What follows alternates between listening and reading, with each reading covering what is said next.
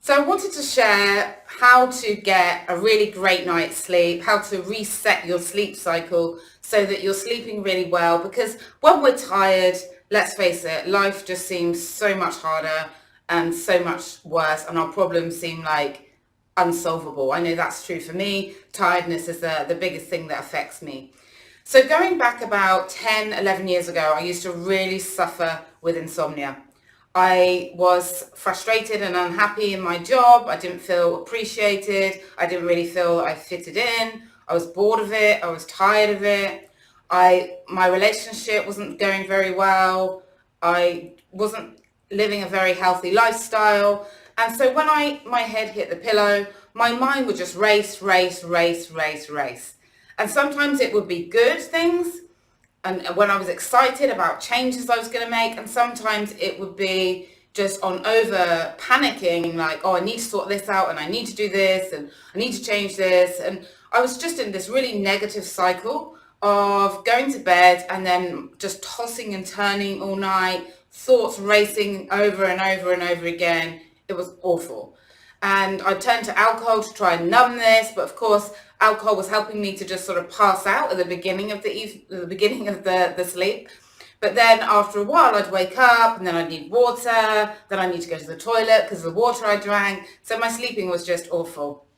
And one day something just snapped and I was like, that is it, I've had enough. I really need to get good night's sleep and really learn how to sleep really well. So I got up and I started searching on the internet, and I found this, which is I Can Make You Sleep by Paul McKenna. And it really changed my life in so many ways. And I'm going to share a few of his tips, and then I'm going to share some tips that I've learned over the 11 years that have helped me and those that I've worked with, and how you can help yourself either by following this checklist, by getting this book, or by listening to the sleeping hypnotherapy, which I will give you if you would like to have that, if you're struggling with this, because it really is such a horrible thing to struggle with insomnia. So the key things is, first of all, setting up your bedroom to win. So is your room dark enough? Is the temperature right? I know myself right now, I am struggling a little bit with the temperature because I feel fine to just leave it off when I go to sleep, but then in the middle of the night I'm waking up hot, or when the sun's coming up I'm waking up hot. So just trying to find and get that balance with that right temperature, making sure that you're trying to keep it the same. It can also be very helpful. The second is really making sure that your bed is only for sleeping, intimacy, and the sleeping hypnotherapy, which you can either get this book with it or you can get my one for free. So making sure that your bed is only for those purposes. When we start to read in bed, when we start to watch TV in bed, when we're on our phones in bed, we can then start to associate our bed with being an active mind, and then this can affect our sleep. If we look at Pavlov's dogs, which I'm sure you've heard of that old experiment back in, I think it was 1950s, where they rang a bell and gave them meat, they rang a bell and gave them meat, they rang a bell, and without even having any meat there, the dogs were salivating, they were getting ready to eat because they associated the bell with the eating. And we are always associating ourselves. So if we've associated our bed with sitting up and reading or being on our phones or watching TV, then that may affect our sleep. So that's kind of like the bedroom kind of things. And then there is the routine, your own personal routine. So Paul McKenna recommends not having caffeine after 2 p.m. We can all understand why that may be very beneficial, and it's definitely something. I don't have caffeine at all anymore, but when I started doing this, I just did start to really cut down. Then he recommends that if you are having a real bad trouble sleeping, to limit or minimize or completely cut out alcohol just for a few weeks till you get back into a normal sleep cycle, and then you can introduce it if you want to. So that's what he's saying. And he's also mentioning that we must get at least 20 minutes exercise 3 times a week. So there's so many things on YouTube right now for exercises we can do in the home. You can give your house a good spring clean. You can sort out your drawers. You can do a yoga. If you'd like to join my dancing Facebook group, you're more than welcome. You can just PM me. So it's like doing some form of exercise, because sometimes our mind can be really tired, but our body isn't. So doing exercise can be really great. And it's really hard sometimes to think, well, I'm so tired, I haven't slept. Exercise is the last thing I can do. So that's why I think, 20 minutes, 3 times a week is quite a realistic if you're really drained and really, really tired. And it will help the whole sleeping cycle.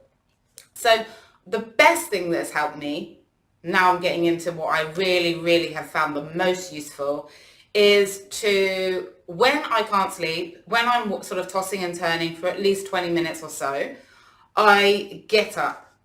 I go downstairs. If I've got downstairs, when I was in my apartment, I just go into the other room. I would make myself a herbal tea, and I would literally just get out onto paper everything that was going around in my mind. Or I'd make a plan. Or if I didn't have anything going around in my mind, I would just do something boring. And when we do something boring, when we just calm ourselves by focusing on something else that we need to do that's a bit boring, we're just then allowing ourselves to unwind. And for me, writing out everything in my mind really helped me. So we're just then focusing on the mind, not on, oh, I can't sleep and all the other things that have been racing. We're just getting it out, or we're doing something like a boring task that you need to do, like maybe clearing out a drawer, maybe whatever it is, just doing something that you think, oh yeah, that's boring. You know what that is.